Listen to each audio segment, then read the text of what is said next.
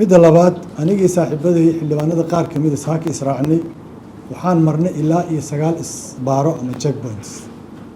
oonan amni loogu daneynay laakiin lagu fatashayay xildhibaano la baarayo kaararkooda la leeyahay golaha baarlamaanka ma tegi kartaan oo la sheegay inuu guddoonka si maaragtay ku takrifal ah oo u ganaaxay iyo ku aan la ganaax intaba ee jidka laga celiyay waxaa kaloo ayaan daraha markaan golihii tagnay inaan u tagnay booliska horgadaaman meeshii xildhibaanada ay xaqooda dastuuriga ay ku cabiri lahayd xaaladda noocaas waxaa la dhihi karo waa police state waa dowlad ku dhaqmaysa awood ciidan aan sharci iyo dastuur midna aanan ku dhaqmaynin adduunka dowladaha noocaana waxaa loo yaqaanaa police state taas waa ayaan daro dadka Soomaaliya iyo dalkeena soo wajahday maanta la socotaan xaalad dalka meesha uu marayo ee xoog badan caqabadaha iyo challengeska naga haysta siyaasadda arrimaha dibadda oo dalkeenii qayb ka mid ah Israa'iil inay ictiraaftay aad ogtihiin oo halis ku ah midnimada waddanka abaaraha daran ee 4 milyan ka badan shacabka 40 xildhibaan iyagoo ay ganaaxan yihiin oo qaar badan garabkayga joogaan ayaanu maanta aadnay bal inaanu soo eegno waxa ka socda baarlamaankii golaha shacabka Soomaaliyeed khayr allah siiyo musharax madaxweyne Cabdiraxmaan Cabdishakuur oo garabkayga taagnaa waxaanu ishortaagno ku sameynay maadaama aanu ka mid nahay anama ka tirsanahay xildhibaanada damiirkoodu nool yahay waxaan ka socda baarlamaanka gudihiisu inuu yahay khayr sharci baarlamaankuna uu xidhmay 28 bishii January 2026 oo xidhmay maantana waxa meesha laga dhex wadaana uu yahay wax khaladada waxa muruga oo Soomaaliya oo dhami dareensan tahay marxaladda maanta Soomaaliya ay ku jirto dhibaatooyinka ku gadaaman iyo caqabadaha haystaas wadan ahaan dhibaatooyinka ina haysto ay ka mid yihiin abaaraha baahsan ee ummadii Soomaaliyeed biyo dhigay argagixisada khalkhalka siyaasadeed ka jira gudaha wadanka wax la isku raacsan yahay haba yaraatee aanay jirin musuqmaasuq baahsan oo xarkaha goostay oo xukuumadani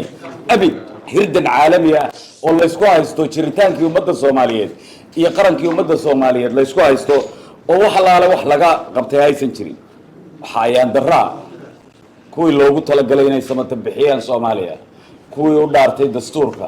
kuwii u dhaartay sarreynta sharciga kuwii u dhaartay ilaalinta sharafka iyo karaamada muwaadinka Soomaaliyeed inay yihiin kuwa burburinaya ummadii u kala qaybinaya reero kala qoqobaya oo hadda ay ku jirto in beelaha waaweyn qaar kamida la leeyahay loo joojin maayo dastuurkeegana waa wadanayna which is illogic Soomaali waxay walaalo ku dhaanto ma jirto haba yaraatee guddoonka baarlamaanka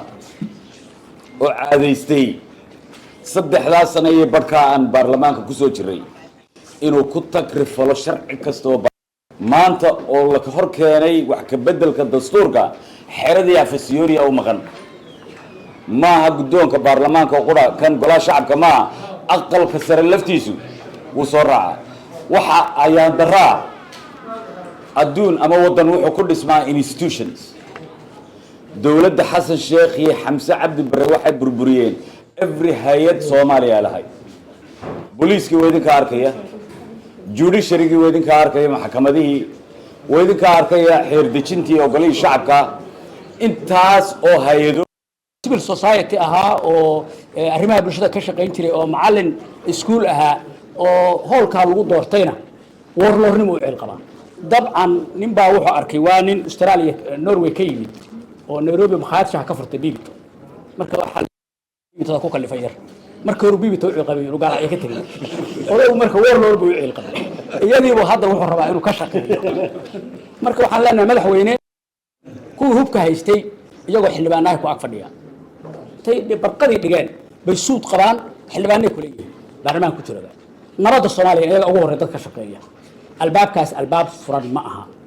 madaxweynow albaabkaas ka soo joog baarlamaanka aniga oo aadan madoobe lama hadlayo aadan madoobe waa oday weyn oo 70 jira oo sunniyaha xirto aba aan ka xishoonay lama hadlayo xamse iyo xukuumaddiisuna awal bay shaqada haynba waa magac iyagana lama hadlayo ninka barnaamijkan maanta socda iska leh waxa weeye waa madaxweyne Xasan Sheekh Maxamed madaxweyne waxaan leenahay haddaa kororsi rabto Soomaaliya ka dhex taala haddaa doorasho dhex taala dariiqii aad ku timi dariiqaan ahayna ku heli maysid wabillahi tawfiiq midda labaad anigii saaxiibaday xildhibaanada qaar ka mid ah saaka israacnay waxaan marnay ilaa iyo 9 isbaaro ama checkpoints oonan amni loogu daneynay laakiin lagu fatashayay xildhibaano la baarayo kaararkooda la leeyahay golaha baarlamaanka ma tegi kartaan oo la sheegay inuu guddoonka si maaragtay ku takrifal ah oo u ganaaxay iyo ku aan la ganaax intaba ee jidka laga celiyay waxaa kaloo ayaan daraa markaan golihii tagnay inaan u tagnay booliska horgadaaman meeshii xildhibaanada ay xaqooda dastuuriga ay ku cabiri lahayd xaaladda noocaas waxaa la dhihi karo waa police state waa dowlad ku dhaqmaysa awood ciidan aan sharci iyo dastuur midna aanan ku dhaqmaynin adduunka dowladaha noocaana waxaa loo yaqaanaa police state taas waa ayaan daro dadka Soomaaliya iyo dalkeena soo wajahday maanta la socotaan xaalad dalka meesha uu marayo ee xoog badan caqabadaha iyo challengeska naga haysta siyaasadda arrimaha dibadda oo dalkeenii qayb ka mid ah Israa'iil inay ictiraaftay aad ogtihiin oo halis ku ah midnimada waddanka abaaraha daran ee 4 milyan ka badan shacabka 40 xildhibaan iyagoo ay ganaaxan yihiin oo qaar badan garabkayga joogaan ayaanu maanta aadnay bal inaanu soo eegno waxa ka socda baarlamaankii golaha shacabka Soomaaliyeed khayr allah siiyo musharax madaxweyne Cabdiraxmaan Cabdishakuur oo garabkayga taagnaa waxaanu ishortaagno ku sameynay maadaama aanu ka mid nahay ama ka tirsanahay xildhibaanada damiirkoodu nool yahay waxaan ka socda baarlamaanka gudihiisu inuu yahay khayr sharci baarlamaankuna uu xidhmay 28 bishii January 2026 uu xidhmay maantana waxaa meesha laga dhex wadaana uu yahay wax khaladaada waxa murugaa oo Soomaaliya oo dhami dareensan tahay marxaladda maanta Soomaaliya ay ku jirto dhibaatooyinka ku gadaaman iyo caqabadaha haystaas wadan ahaan dhibaatooyinkeena haysto ay ka mid yihiin abaaraha baahsan ee ummadii Soomaaliyeed biyo dhigay argagixisada khalkhalka siyaasadeed ka jira gudaha wadanka wax la isku raacsan yahay haba yaraatee aanay jirin musuqmaasuq baahsan oo xarkaha goostay oo xukuumadani abid civil society ahaa oo arrimaha bulshada ka shaqeyn jiray oo macallin iskuul ahaa oo howlkaa lagu doortayna warlornimo u ceel qabaa dabcan nin baa wuxuu arkay waa nin Australia Norway ka yimid oo Nairobi makhaayad ka furtay biibto marka waxa biibtada ku kalifay yar marka hore biibto u qabay inuu gaal ay ka tagay oo marka warlor buu u ceel qabay iyadiiba hadda wuxuu rabaa inuu ka shaqeeyo marka waxaan leenahay madaxweyne ku hubka haystay iyagoo xildhibaanaha ku ag fadhiya tay barqadii dhigeen bay suud qabaan xildhibaanay ku leeyihiin baarlamaanka ku jira nabadda Soomaaliya iyaga ugu horeeyay dadka shaqeeya albaabkaas albaab furan ma aha madaxweynow albaabkaas ka soo joog baarlamaanka aniga oo aadan madoobe lama hadlayo aadan madoobe waa oday weyn oo 70 jira oo sunniyaha xirto haba aan ka heshoonay lama hadlayo xamse iyo xukuumaddiisuna awal bay shaqada haynba waa magac iyagana lama hadlayo ninka barnaamijkan maanta socda iska leh waxa weeye waa madaxweyne xasan sheekh maxamed madaxweyne waxaan leenahay haddaa kororsi rabto Soomaaliya ka dhex taala